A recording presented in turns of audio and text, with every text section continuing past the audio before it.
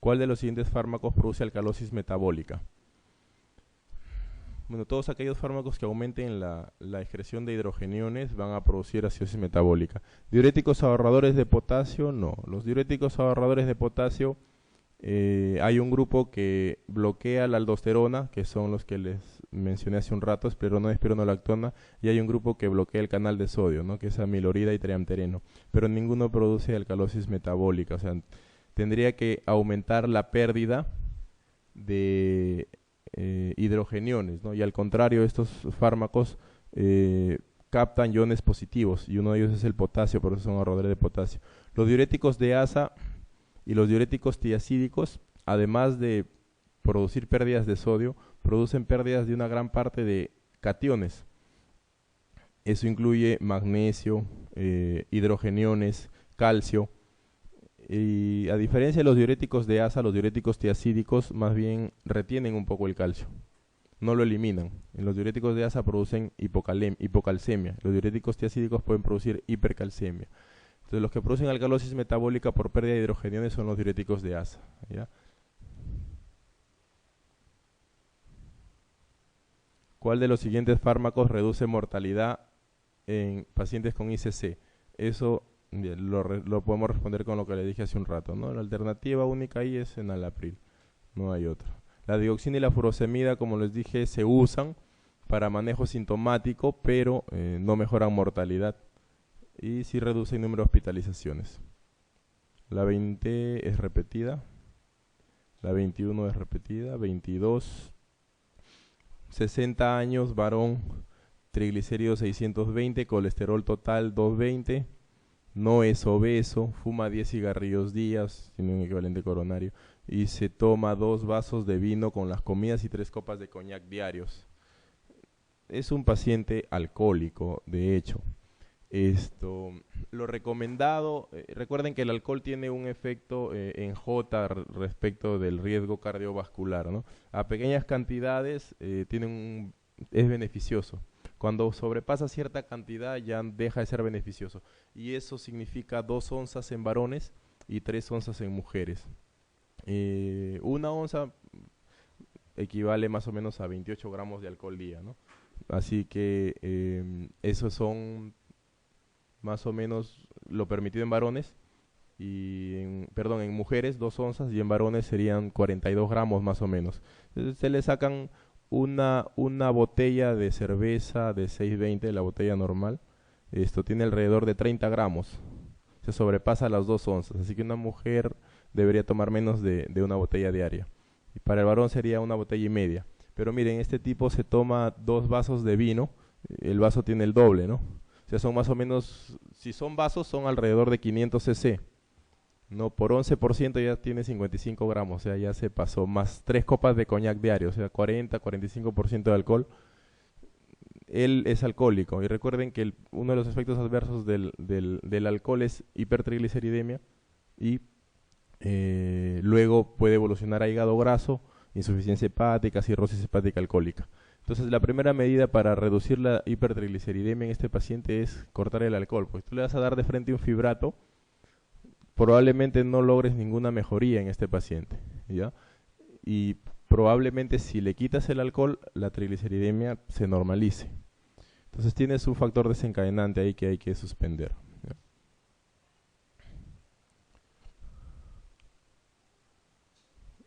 Hay preguntas que pueden responder con esto. El alcohol aumenta el riesgo de muchas cosas. El alcohol aumenta el riesgo de un infarto de miocardio por encima de 2 onzas en mujeres y por encima de 3 en varones. Aumenta el riesgo de hipertensión, aumenta el riesgo de FA, aumenta el riesgo de el riesgo de aneurismas cerebrales, presencia y ruptura, ¿ya? Entonces, la 23 es paciente de 80 años, acude al médico tras haber presentado síncope brusco mientras subía un tramo de escaleras.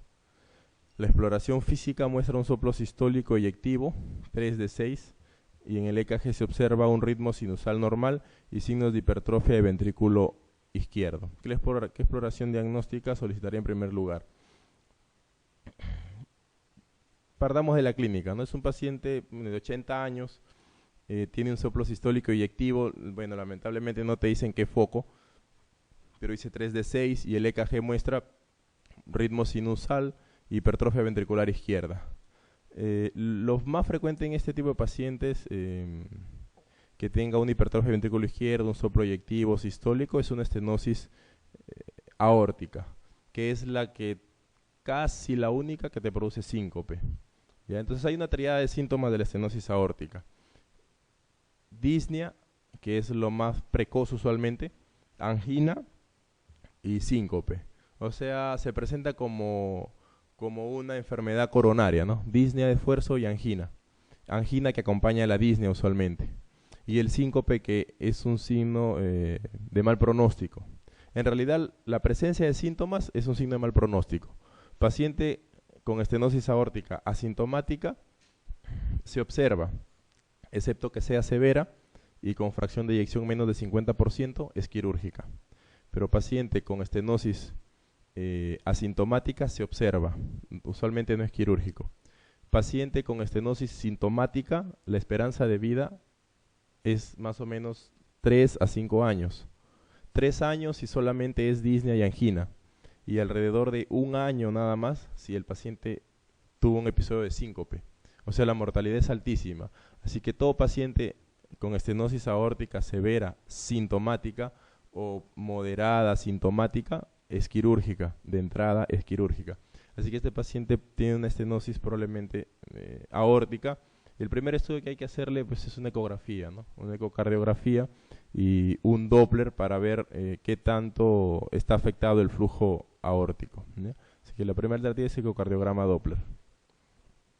¿Cuál de las siguientes combinaciones forma el trípode en el que asciende el tratamiento farmacológico de la mayoría de pacientes con ICC y disfunción ventricular? Bueno, lo que te están preguntando es de lo que ya hablamos. Van a tener que ser... A ver, la A dice beta blocks, calcio antagonistas no es parte del trípode. ¿Correcto? Calcio antagonistas no es parte del tratamiento de pacientes con ICC. YECA, diuréticos, calcio antagonistas, no. Diuréticos, beta block y YECA es una buena alternativa. Aunque los diuréticos no reducen mortalidad, pero sirven para paliar los síntomas. Beta blocks, ARA2 y YECA. Los ARA2 y los YECA no pueden combinarse. Si te dijera o YECAs, sería una buena alternativa, ¿no? Pero los ARA2 y los YECA no se combinan. No está indicado en ningún caso combinar YECA más ARA2. ARA2, YECA y calcio antagonistas, o calcio antagonistas tampoco, ¿no? La mejor alternativa es la C. Usar un diurético para manejo sintomático, beta blocks y YECA que reducen mortalidad, ¿no? Si ustedes revisan los algoritmos de manejo de ICC, en primera fila están los diuréticos. Diuréticos para control de síntomas. Diuréticos y restricción hídrica. ¿Ya? Usualmente alrededor de 30 cc por kilo. En una persona promedio es entre 1500 a 2000 cc de líquido día, no más. Restricción hídrica, restricción sal, diuréticos como manejo sintomático y luego para mortalidad YECA o ARA2 seguido de beta blocks. Y luego vienen el resto de fármacos, ¿no? Antagonistas de mineralocorticoide. La digoxina está al final del manejo de la ICC. ¿Ya? Así que ese trípode es el principal. ¿Ya? 55 años, HTA severa, mal controlada, acude por dolor interescapular intenso, con tensión arterial 200-110. Perdón. ¿Dónde estamos? Ya, se realiza TAC. Se aprecia disección aórtica aislada a nivel de aorta torácica descendente, desde la arteria subclavia.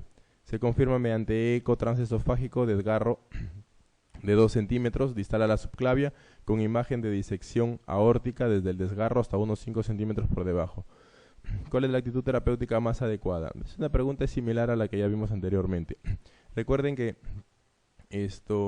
la disección aórtica, usualmente, si es una disección tipo B, la disección tipo B es aquella que se produce más allá de la salida de la subclavia izquierda. Pero a veces esa disección puede extenderse hacia la subclavia. Si se extiende hacia la subclavia izquierda, suele producir asimetría del pulso de miembros superiores o asimetría de presión arterial de miembros superiores, como en el caso anterior. En el caso anterior, el paciente tenía una presión elevada en un miembro superior y presión baja en el otro, probablemente porque se extendió la disección hasta la subclave izquierda. Esa es la disección tipo B de Stanford, ¿ya? Y la disección tipo A es la que afecta antes del tracto de salida de la subclave izquierda. El hecho es que este paciente tiene una crisis hipertensiva, entonces lo que tenemos que hacer es, la actitud terapéutica inicial más adecuada es control estricto de la presión arterial, ¿no? Con la betalol endovenoso. Esta es una excepción. Recuerden que la betalol es beta block y vasodilatador. Es beta block y alfa block. Entonces esto puede llevar a confusión pensar que la betalol solamente es un beta block. Y como les dije, no se puede administrar beta block solo o nitro o vasodilatador solo en un paciente con disección aórtica. No tiene que ser un vasodilatador y un beta bloqueante. Entonces la betalol es una buena alternativa, ¿no? Intervención quirúrgica emergente con sustitución de aorta descendente, pues lo primero es control estricto de la tensión con hidralacina endovenosa. Pues no puedes usar un vasodilatador solo. Programada a breve plazo y reparación mediante parche en la zona de desgarro. Todas pueden ser alternativas quirúrgicas, pero la mejor alternativa es controlar la presión arterial. 26. ¿Cuál es falsa en relación a las taquicardias ventriculares en el contexto de una cardiopatía isquémica? Bueno, la etiología principal de las taquicardias ventriculares en España y en todo el mundo, la etiología principal es la cardiopatía isquémica, ¿no? La cardiopatía isquémica es la primera causa de taquicardias ventriculares. Las taquicardias ventriculares son un grupo muy amplio, ¿ya? Taquicardia ventricular es un término bien genérico. Puede haber taquicardia ventricular monomorfa, taquicardia ventricular polimorfa, taquicardia ventricular monomorfa no sostenida, sostenida. Las extrasístoles ventriculares son una forma de taquicardia ventricular si son muy frecuentes. Puede haber la torsades de Pointes, que es un tipo de taquicardia ventricular. Entonces, aquí algunas preguntas están dirigidas justo a eso. Las manifestaciones clínicas de una taquicardia ventricular tienen relación con la duración y frecuencia de la arritmia y con el grado de afectación del miocardio.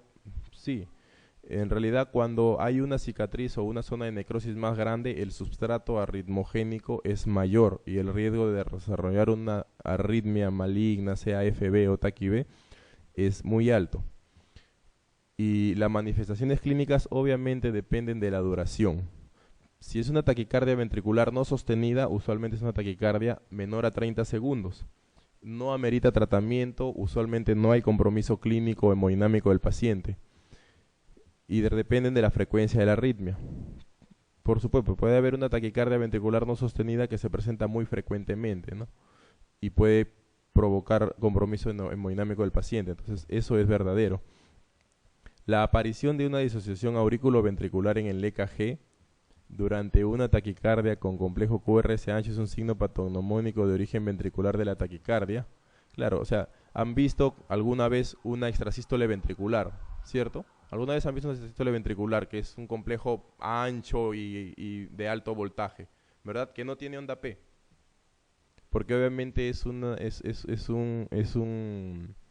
foco ectópico ventricular, ¿no? No tiene onda P, o sea, tiene una disociación auriculoventricular. A eso se refiere, ¿no? Hay disociación auriculoventricular en el EKG. Entonces, son signos de mal pronóstico, la aparición de paro cardíaco o síncope durante la arritmia y presencia de disfunción ventricular izquierda concomitante.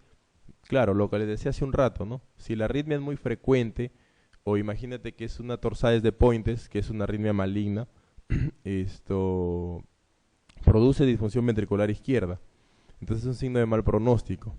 Y si hay síncope, el síncope por origen de una arritmia o una valvulopatía, casi siempre es un signo de mal pronóstico. La E dice: el tratamiento del episodio agudo de taquicardia es la cardioversión eléctrica externa. Desde ahí estamos mal, ¿no? Por lo que yo les dije hace un rato, si es una taquicardia ventricular monomorfa, no sostenida, por ejemplo, o sea, no sostenida significa que es menos de 30 segundos. Monomorfa significa que es de una sola forma. El complejo QRS es de una sola forma. Hay taquicardias polimórficas que tienen múltiples formas, ¿no? Una de ellas es la torsades de Pointes, por ejemplo, que es una forma especial de taquicardia ventricular. Entonces, el tratamiento no es cardioversión eléctrica solo porque haya episodio agudo.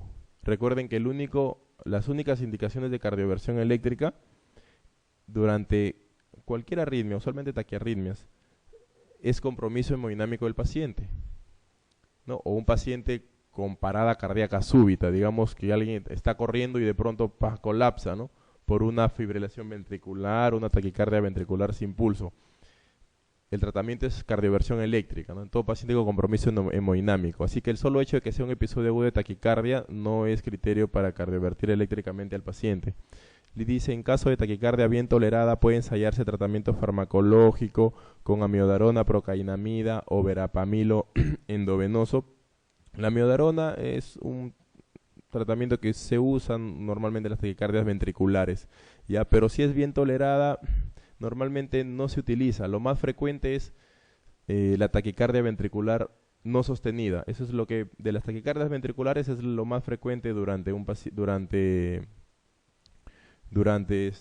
el infarto agudo de miocardio. Ya, lo más frecuente de las taquicardias ventriculares es la taquicardia no sostenida, que usualmente no se trata, ¿no? Porque normalmente dura menos de 30 segundos, no se trata. Si es bien tolerada, pues no se trata. Ahora, si el paciente se torna disneico sin compromiso hemodinámico, el tratamiento de la taquicardia ventricular es amiodarona.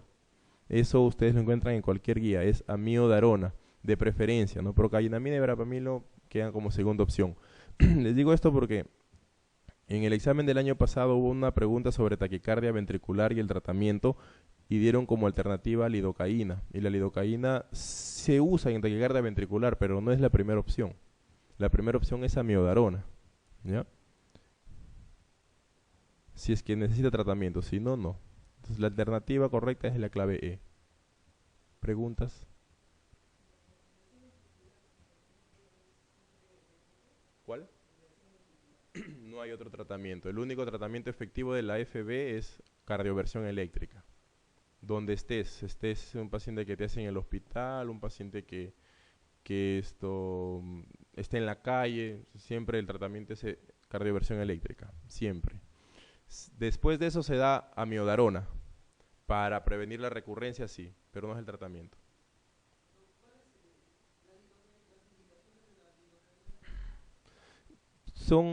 Mira, la lidocaína tiene indicaciones, nunca es un antiarrítmico de primera línea, siempre está como antiarrítmico de segunda línea y usualmente se usa para taquicardias ventriculares. Ya casi siempre está en taquicardias ventriculares. La indicación es taquicardias ventriculares. Pero siempre es un antiarrítmico casi siempre de segunda línea.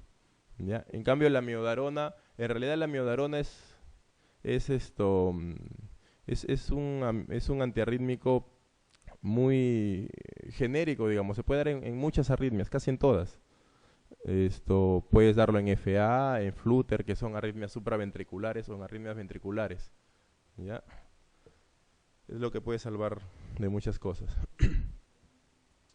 La 27. ¿Cuál de los siguientes sistemas neurohormonales están activados en pacientes con ICC? No aumenta la resistencia vascular sistémica. Entonces, a ver. El sistema renina-angiotensina, recuerden que el efector final, el efector final es la aldosterona, ¿no? La angiotensina es un efector intermedio. Pero la angiotensina es vasoconstrictor, ¿cierto? Principalmente arterial. La hormona antidiurética o vasopresina, ¿no? Su mismo nombre lo dice, bueno, es un vasopresor. Se usa como vasopresor en pacientes con sepsis también, la vasopresina. La actividad adrenérgica definitivamente es un vasopresor.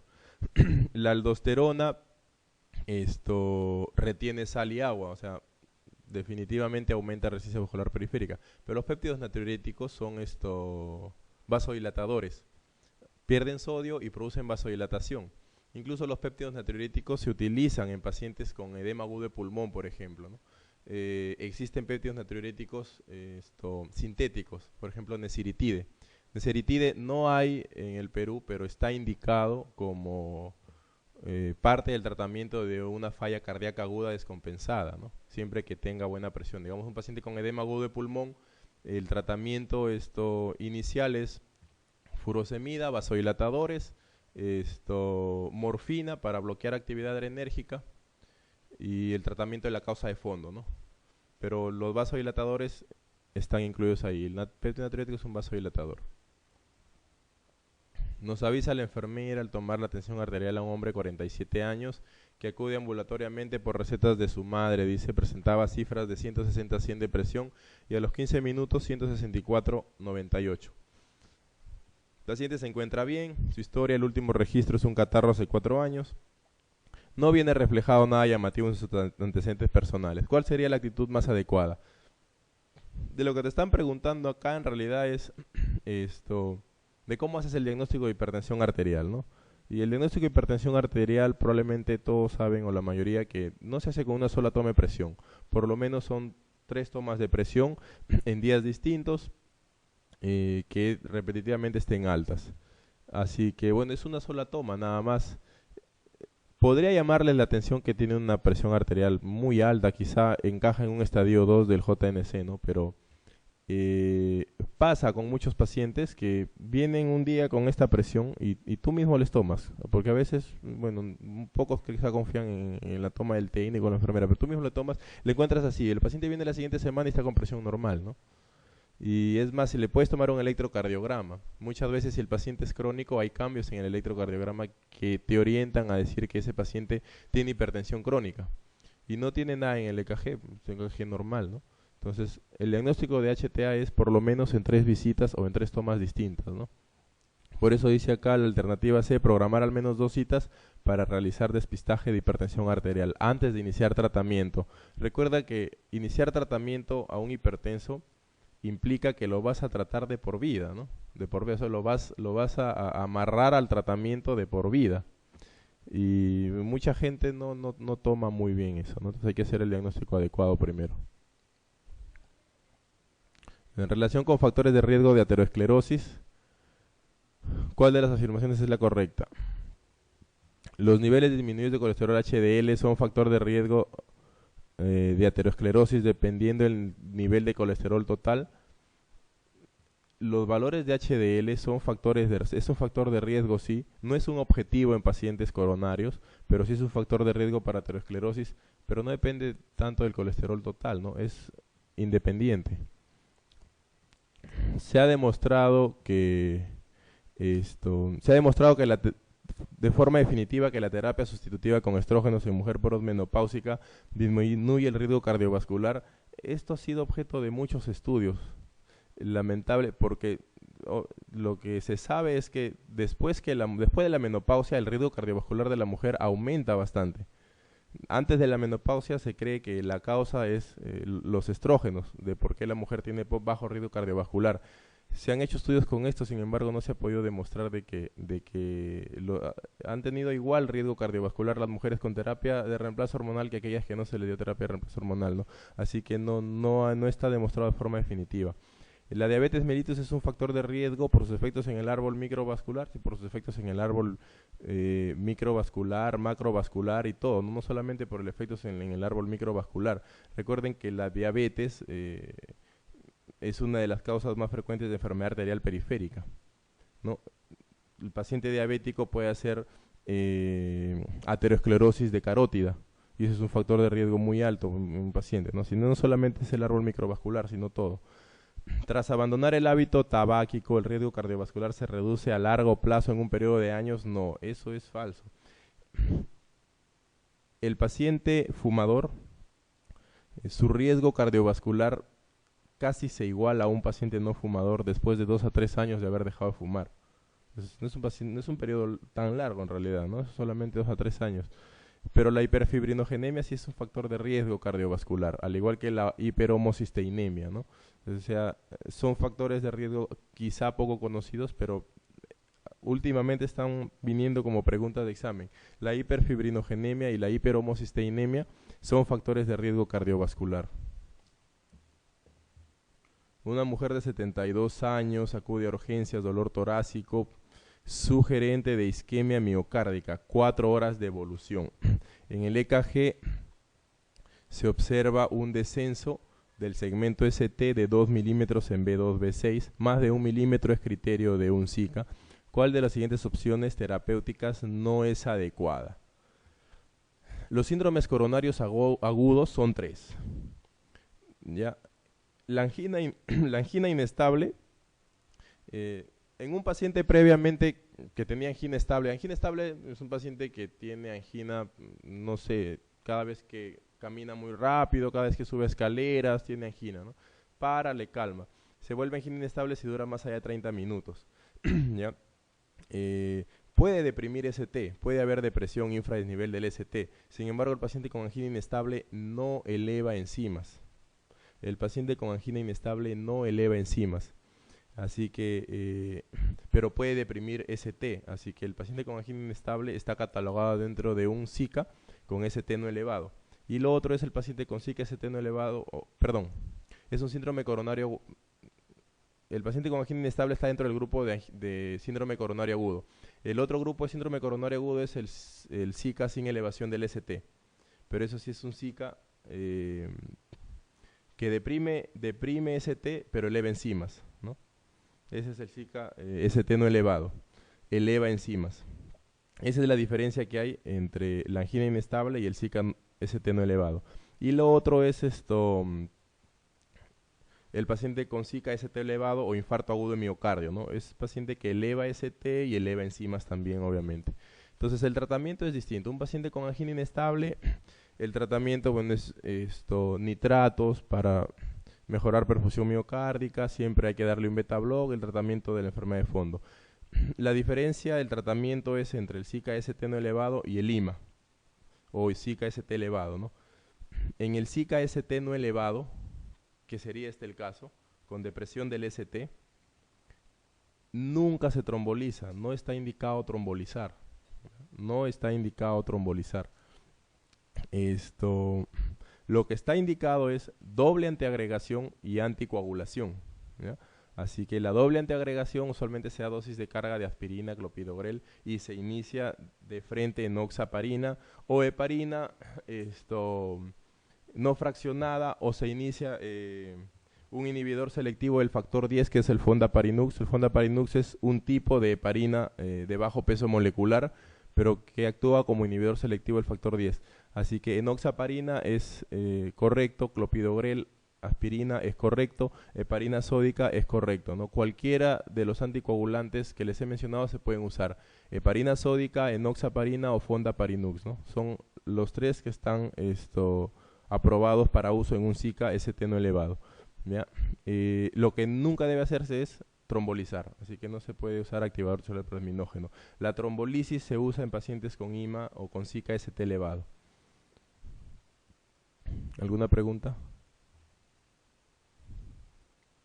Entonces, hombre de 65 años con disnea progresiva, cansancio, que acude a la consulta o hace 3 meses presenta disnea de pequeños esfuerzos y ortopnea. Es un paciente con un típico cuadro de insuficiencia cardíaca, ¿no? A la exploración se detecta un soplo pansistólico en foco mitral y por ecografía se comprueba la existencia de insuficiencia mitral degenerativa con prolapso del velo posterior por rotura de cuerdas tendinosas.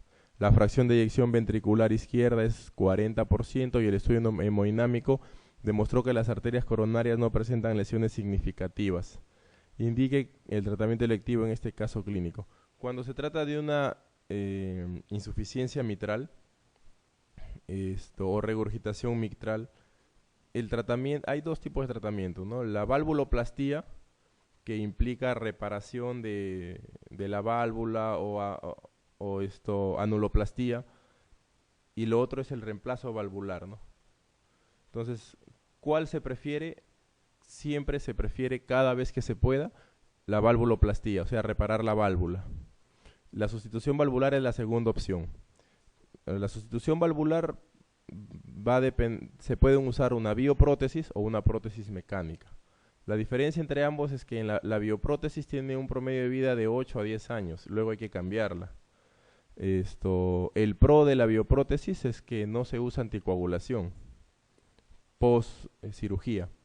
Entonces, la prótesis mecánica tiene un tiempo de vida más largo, puede ser 15, 20 años más a veces, pero la desventaja es que ese paciente se debe anticoagular de por vida. Ahora, ¿qué decidir, no? Bioprótesis o prótesis mecánica. De eso va a depender la edad del paciente. El punto corte es 65 años. Y así es mayor o igual de 65 años, se prefiere una bioprótesis, porque ese paciente no tiene mucha esperanza de vida. Si es menor de 65 años, prótesis mecánica. Y lo otro es de las preferencias del paciente, ¿no? Obviamente ese paciente vas a tener que explicarle que tiene que tomar anticoagulación, warfarina usualmente, que va a tener que controlarse mensualmente o cada 2 semanas el INR y que tiene riesgo de sangrado intracraneal, sangrado digestivo, etcétera. La decisión es entre el paciente y el médico. Entonces, este paciente es quirúrgico, sí o sí. Ahora el problema es decidir entre valvuloplastía o sustitución de cuerda, ¿no? Sustitución de válvula. Definitivamente no es tratamiento médico, es quirúrgico siempre, ¿no? Es una estenosis, o perdón, una insuficiencia mitral severa sintomática. Toda insuficiencia mitral severa sintomática es quirúrgica. Y si hay rotura de cuerda tendinosa, peor aún, eso es quirúrgico. Entonces es quirúrgico. Pero el paciente está en el límite, ¿no? 65 años. Decidir entre bioprótesis y prótesis mecánica, debería haber una alternativa que diga que el paciente aceptó la prótesis mecánica para poder anticoagularlo, ¿no? Así que la mejor alternativa es reparación de válvula mitral y anuloplastía, ¿no? ¿Qué es la valvuloplastía? Esa es la valvuloplastía usual. Eso es lo que siempre se prefiere, ¿no? Todo paciente con insuficiencia mitral de primera elección es la valvuloplastía respecto de la sustitución valvular.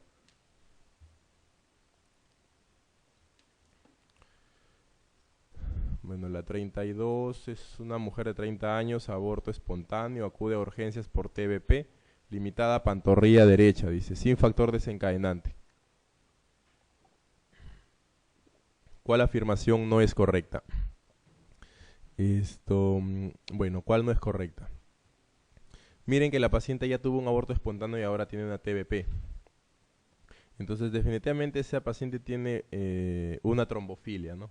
De etiología determinada. Puede ser un síndrome antifosfolípido, puede ser alguna alteración de proteína C, S, etcétera, ¿no?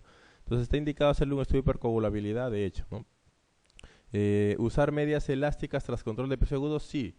Todo paciente que hace una TBP, apenas mejoran los síntomas de la TBP, el dolor, el edema, debe empezar a usar medias elásticas. Usualmente se indican con una presión de 30-40, ya para prevenir el síndrome postflevítico, que es dolor, adormecimiento, etcétera.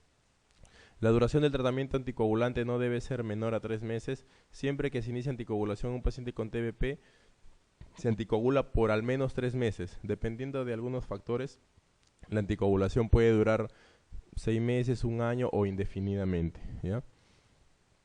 Esto debe realizarse siempre que sea posible gammagrafía pulmonar. Eso es discutible. El tratamiento de elección en la fase aguda es heparina de bajo peso molecular. Sí, el tratamiento de elección es una heparina de bajo peso molecular en realidad, ¿no? Lo más usado acá es enoxaparina, pero hay otros tipos de heparina de bajo peso molecular. La gammagrafía pulmonar se utilizaría en un paciente en el que sospechas un TEP, ¿no? Una tromboembolia pulmonar. No hay signo de tromboembolia pulmonar, ¿no? Paciente para tromboembolia pulmonar debería tener algunos síntomas. Usualmente, si ustedes sacan el score de Wells da un puntaje para ver si le pides o no algún examen al paciente. No tiene taquicardia, no es taquipneica, no ha tenido hemoptisis, no ha estado inmovilizada los últimos días, no tiene insuficiencia respiratoria. O sea, para pensar en un tromboembolismo pulmonar es bien difícil, ¿no? O sea, no a todo paciente con TBP se le hace un scan o un screening para TEP. Ya tiene que tener los síntomas el paciente o tienes que sospecharlo. Entonces, un paciente de 22 años, dice, de edad, sin antecedentes patológicos, sin hábitos tóxicos, tiene un cuadro de 8 días de evolución de fiebre y dolor centrotorácico intenso que aumenta con la inspiración y los movimientos respiratorios. en el ecocardiograma se objetiva un derrame pericárdico importante sin signos de compromiso hemodinámico. ¿Cuál sería su primer diagnóstico? Paciente joven, no tiene antecedentes, tiene un cuadro muy típico de una pericarditis aguda, ¿no? El dolor centrotorácico aumenta cuando inspira con los movimientos respiratorios y usualmente calma cuando el paciente se inclina hacia adelante un poco. Entonces, el primer diagnóstico es pericarditis, ¿no? Pericarditis aguda, pero te dan varias, ¿no? Pericarditis tuberculosa, purulenta, taponamiento cardíaco. La causa más frecuente de la pericarditis es idiopática. Esa es la causa más frecuente y usualmente son virus que la gran mayoría de veces no se pueden identificar. Y enterovirus, ¿no? Coxsackie, enterovirus. Entonces la clave es pericarditis aguda idiopática. ¿Cuál de las siguientes afirmaciones es falsa?